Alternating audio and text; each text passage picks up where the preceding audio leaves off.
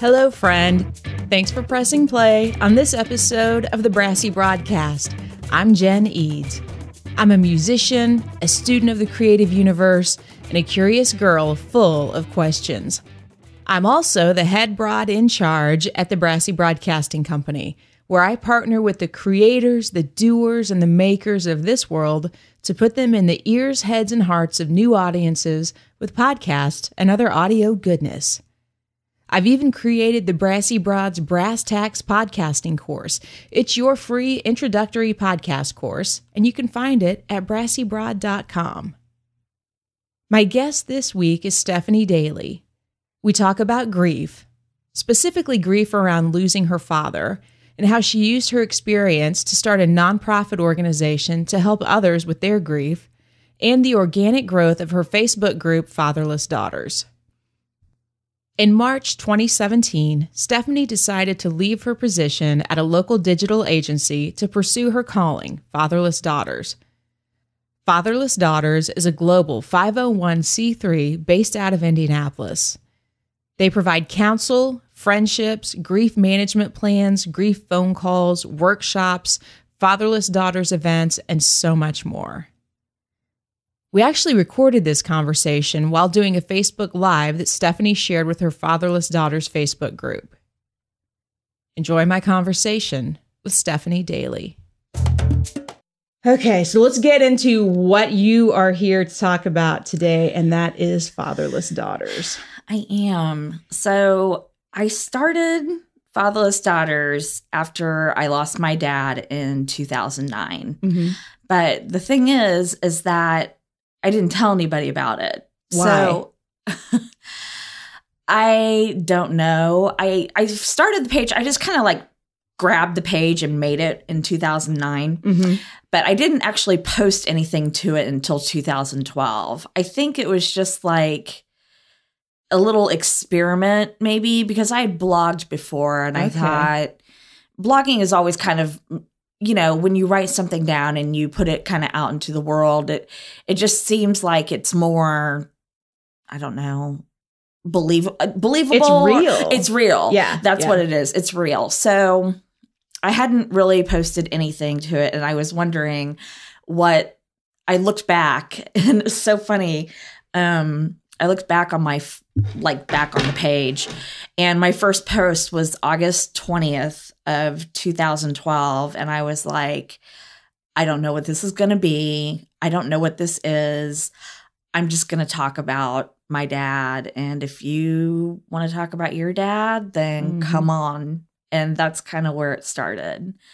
So, I mean, after my dad passed away, I did the counseling thing totally. I researched it, did like the grief counseling thing.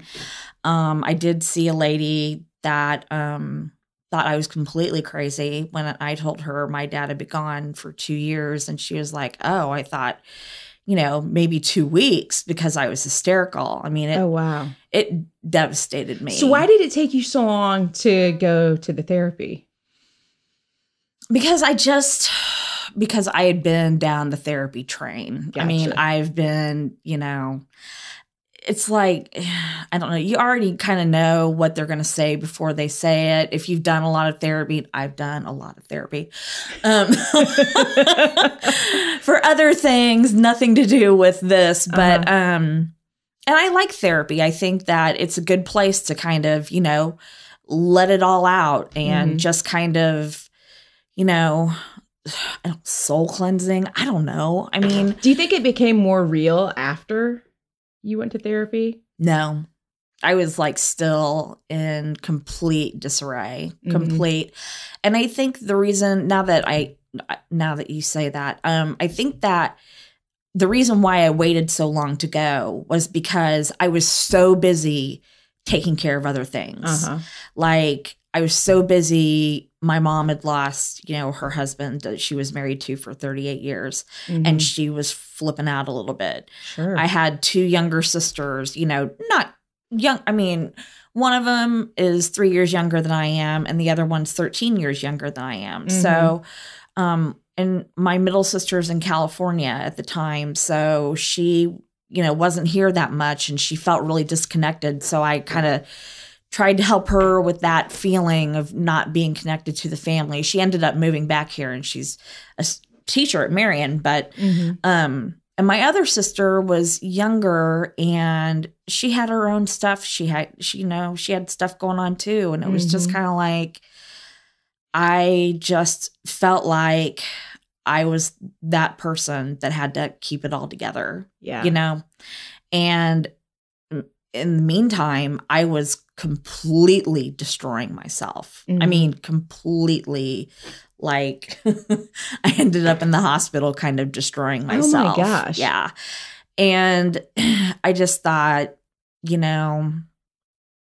I have to fix this. Yeah. I mean, but I don't know how. And so I looked online, and I was like, okay, I know that there's groups I had heard of Motherless Daughters.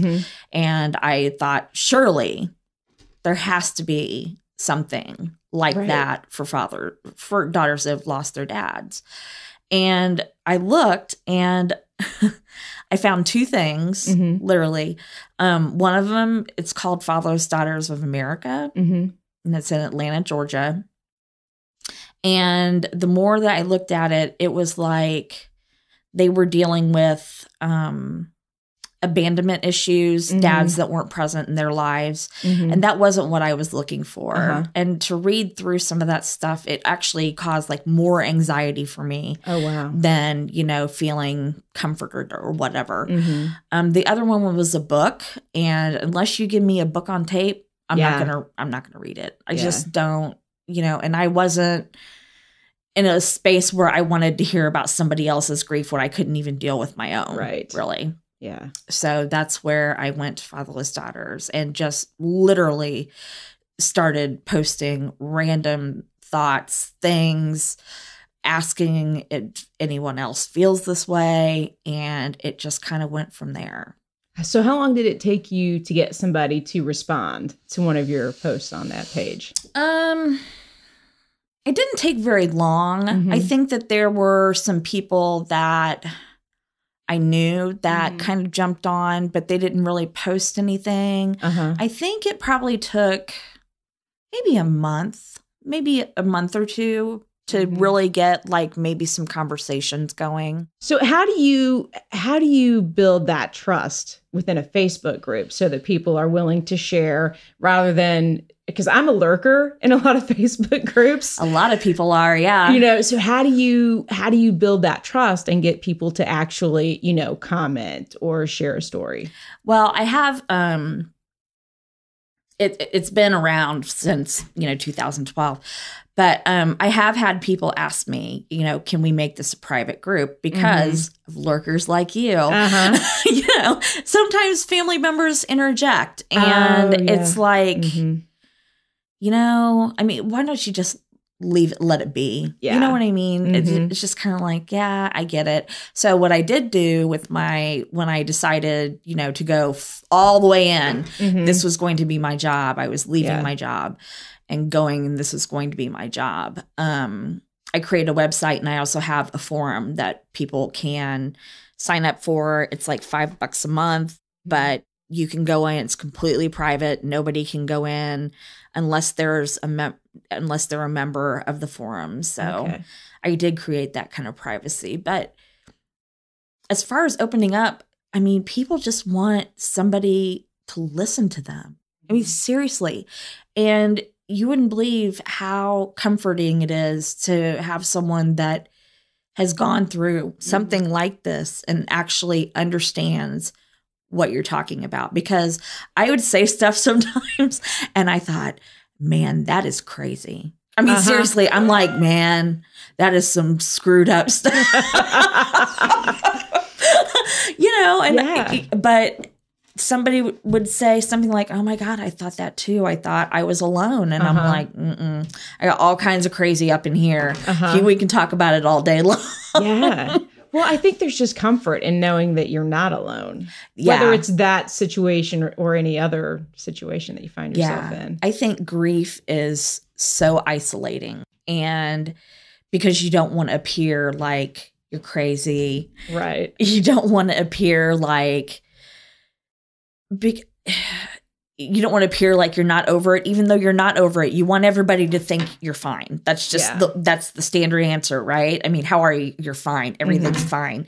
Even though in your head, everything is exploding and your heart is broken and you're just sitting there and you're like, I wish somebody would just listen to me and not judge me. And I get a lot of that. I get a lot of people that don't understand that grief is an individual process and that it's as different as your fingerprint. I mean, nobody goes through it the same way. And I've had to learn that with my own family, you know, so. Yeah. So what does your family think of the page? My family is not supportive of it. Really? No, they're not really supportive. So how do you just kind of compartmentalize that then and then just move on and do what you're doing? Yeah. Yeah, I do. Yeah. I mean, because in the end of the day, I have to take care of myself. Right. You know, and I have to be there for my son that is graduating this year from high school. And I have, you know, step kids that I have to, you know, take care of. And I have a husband that I adore that I have to take care of. So I can't be a mess. How did you know? Because I feel like, and I was in this position for a while, like I had the day job. It was not serving my passion. I needed to get out of that. When did you finally know you were like, okay, I've got to make this transition. Now is the time to get out and actually do this, what I feel like I'm supposed to be doing? You know, I was just done. You know, you reached that point. I did. I just reached that point where I was just like, I'm done. I just cannot do this anymore. Yeah. And it didn't have, I mean, it had something to do with where I was, but it also had a lot to do with me and what I was going through, because literally over the last 2 years, I saw this Facebook page grow from 500 people to over 4,000 people. I mean, I have 4,000 people on this Facebook page. How did that happen? How did that growth happen? You know what? I don't know, because I did not pay, you know, you hear about Facebook ads and stuff like that. Yeah. I have not paid one dime for Facebook advertising. This is all organic growth. That's incredible. It really is incredible, because I've done a lot of Facebook ads and have been really successful, you know, and I've worked in social media for years. So to have that kind of growth is really kind of crazy, that kind of organic growth. But there is such a need for what we're doing. There's such a need, because I mean, look at the world, what we've got going on right now. And it's like, you add grief to that. Oh my gosh. Or you add, you know, whatever to it. And it's like, I mean, some days I like, it's like, okay, how do you just not fall into some kind of panic attack? I mean, it's like grief affects everything in your life. It affects your relationship. It affects your financial, your money. It affects your family. Oh, yeah. It affects your work. It affects every facet of your being. And unless you recognize that, you can dig yourself a pretty deep hole. I was in a pretty deep, dark hole for a couple of years. So how did you start to come out of that? It was honestly the page. Really? Yeah. I mean, it really was. It was honest, just being honest and saying, I can't take this. I don't know what I'm going to do. Yeah. I'm sorry. No, it's like, I can't imagine. I mean, I just was like, I need help and I don't know what to do. So I'm just going to start throwing this stuff out up against the wall and see if it sticks. And it did. Well, yeah, I think in a really big way. Yeah. So I don't encourage people to stop going to therapy, because therapy is really great for people. And I am not a therapist. I tell everybody, look, these things I'm talking to you about are just based on my own experiences. or what other people have told me about their experience. If you need to go see a therapist, go see a therapist, seriously, because that dark place is a scary place to be. How do you think that your grief has changed you? Oh my God. I've had people tell me, a really good friend of mine actually told me the other day, she was like, you're not so edgy anymore. And I'm like, wait, what? What do you mean? Because that doesn't, I mean, I don't like to hear that. That's not, but she's like, you're just really compassionate now. And where I might have been like before, I might have been like, oh, she lost her dad, or oh, she lost her mom, or, you know, and you kind of think I was one of those people that didn't know what to say to people, you know? Yeah. I want to beat myself in the head for some of the idiot, stupid things. I mean, I did and said, but. Can we just, since we're on that topic, because I absolutely struggle. I'm always like, I just never know. And I always feel like I'm going to say the dumbest, most idiotic thing. Mm-hmm. And then I probably do because I overthink it. But so what is, I don't even want to say helpful because I don't think there's anything that's helpful, but like, what do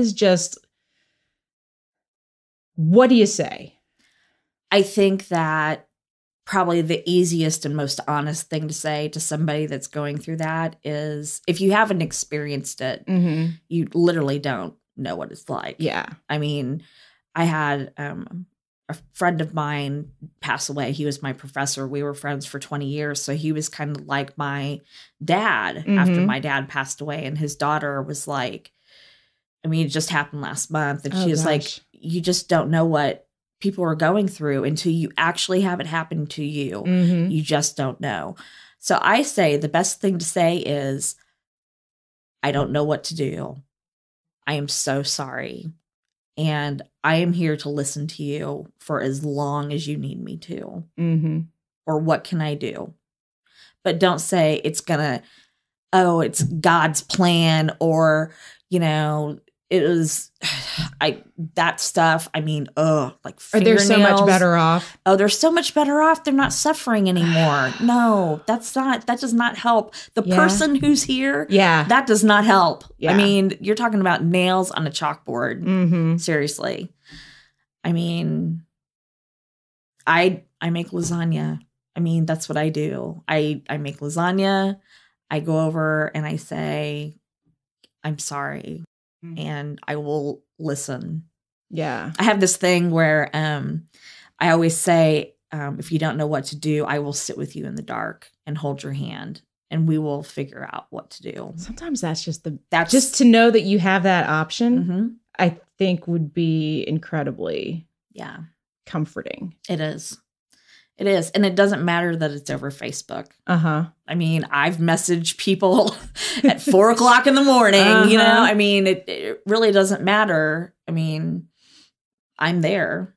I mean, I don't sleep much, but I mean, I gathered that. I haven't slept much since my dad passed away, but it's just like, you know, I don't know. I always answer I think another thing is that they know that I'm there because I answer every single question, or I answer every single thing that I post. I don't leave off anything.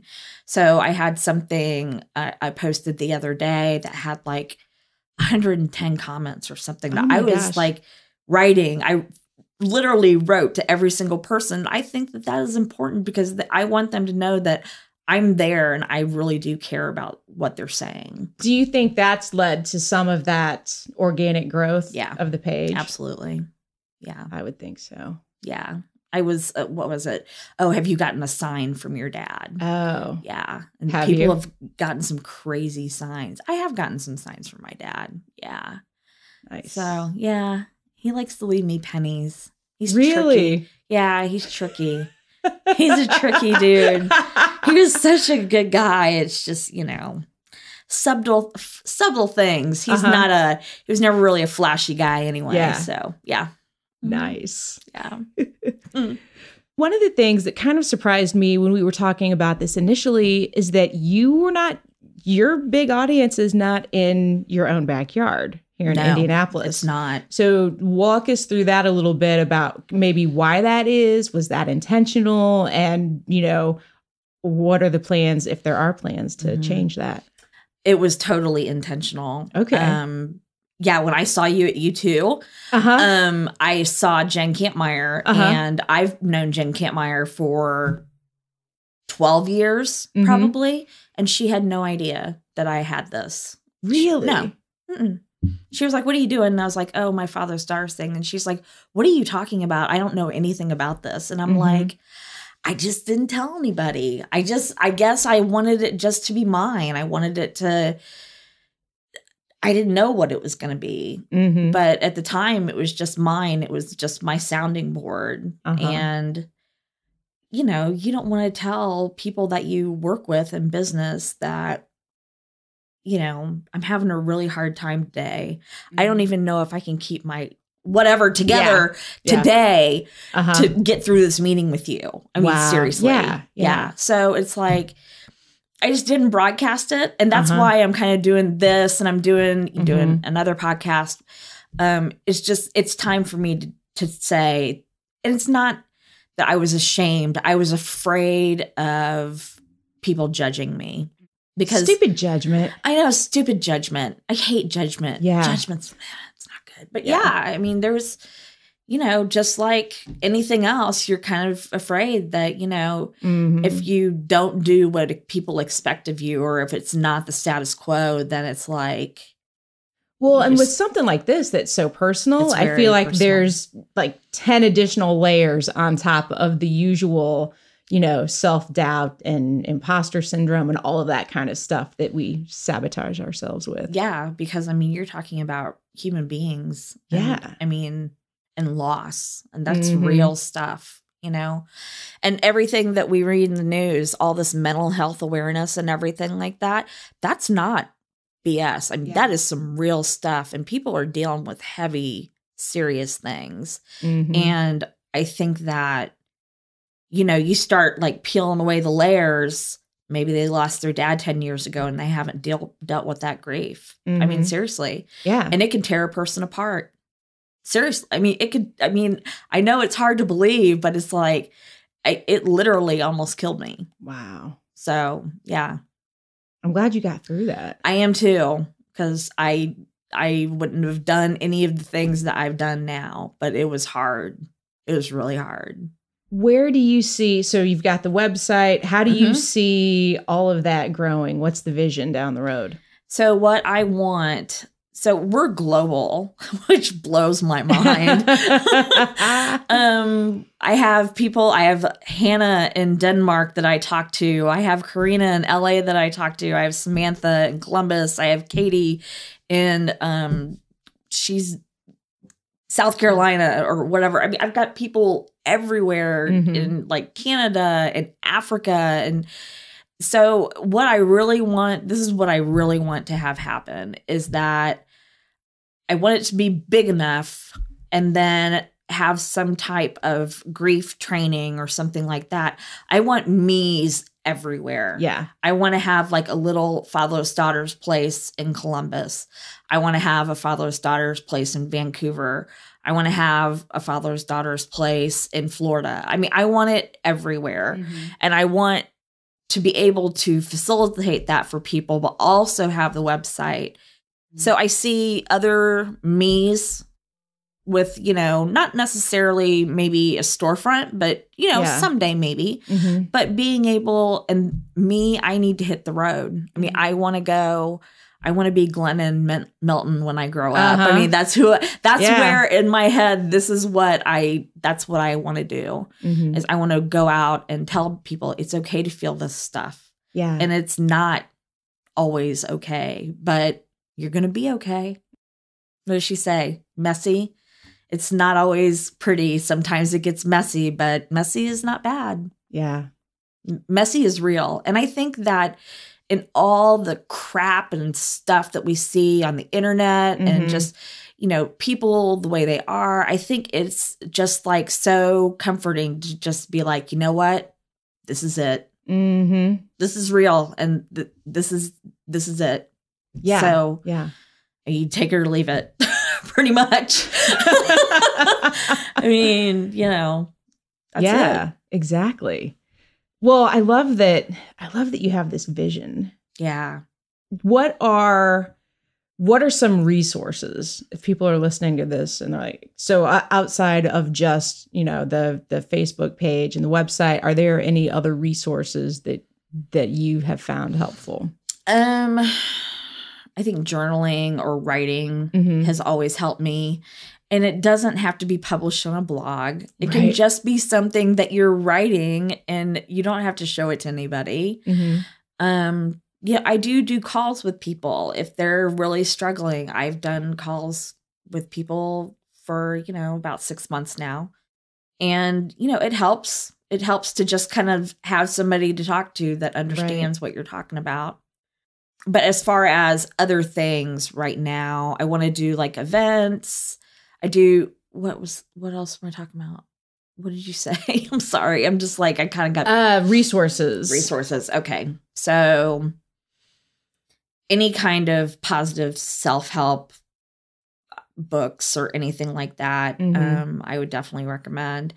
I'm a real big fan of like coloring books. Really? Oh my God. I love like adult coloring books, not like adult, like, hey. Thank you for that clarification. Not like, hey, let me, whatever. But like I have a cuss words coloring book. And I want that. Yeah, it's really cool. So when I'm really kind of irritated, I get out my cuss words coloring book and I start coloring in, that kind of stuff. There's actually a lady in Indianapolis that has a grief coloring book that she's coming out with. That we might be able to partner and do that. I'm going to help her, promote it on my website. So anything like that, Yeah. Stuff like that. Go out running if that's your thing. I mean, I'm not going to run unless there's imminent danger. So, other reasons, I don't know, therapy. If it works for you, then do it. Or just having, a really good friend to, be able to pick up the phone and call at 2:00 in the morning and they're not going to be mad. Right. So, yeah. So where can people find you, connect with you, check out the website, all of that stuff? So they can go to the Facebook page. It's Fatherless Daughters. It's not Fatherless Daughters of America. Okay. It's Fatherless Daughters. And then they can go to fatherlessdaughters.org on the web and find all of our stuff there too. But I want to get on the road. It's time for me to kind of start, sharing what I'm thinking. And I think that, doing this in Indianapolis, kind of launching it off, and then maybe going to some closer states like Ohio and Kentucky and stuff, and kind of spreading the word to find those people that are passionate about it, just like I am. Maybe, they can be me, like I said, somewhere else. That's kind of what I want to do. But got to get, through some, fundraising stuff. I think I told you about the scholarships that I'm doing. So it's really a cool time right now. That's exciting stuff. Yeah, well, thank you for everything that you're doing. And I will have links to the website, the Facebook page, and all of that in the show notes when this podcast comes out. All right. If you found even the smallest little nugget of wisdom in this episode, please share it with a friend. You are how the independent podcasters of this world, like me, grow our audiences. You literally hold the power in your hands with your ability to tap the share button on your phone and send the episode link to one of your friends. Instagram is my jam. You can connect with me there to get the behind the scenes where my podcasting and musical worlds collide. There's also lots of pictures of the dog and cat. You can find me out on Instagram and Twitter at BrassyBroadJen. And for my podcasting tutorials, subscribe to my YouTube channel. You can find me on YouTube at Jen Eads Brassy. Now get out in the world and do some good.